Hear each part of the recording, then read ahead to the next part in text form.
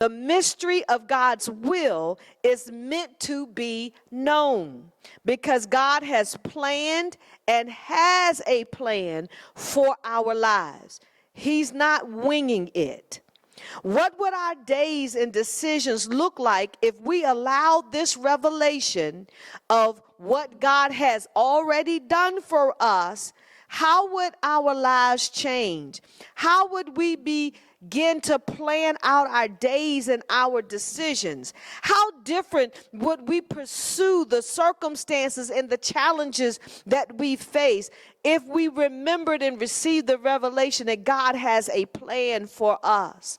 How different would we arise to circumstances if we really held on to this revelation of what God has done for us in his good pleasure before the foundation of the world?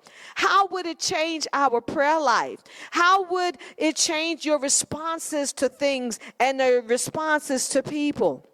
How would your emotions change in the midst of your days? How would your decisions change? How would your aspirations change? Would you have the confidence to go for the big thing, the hard thing, the new thing, the challenging thing, if you held on to the revelation that you already have the spiritual blessing to do what it is that God is putting down on the inside of you to do?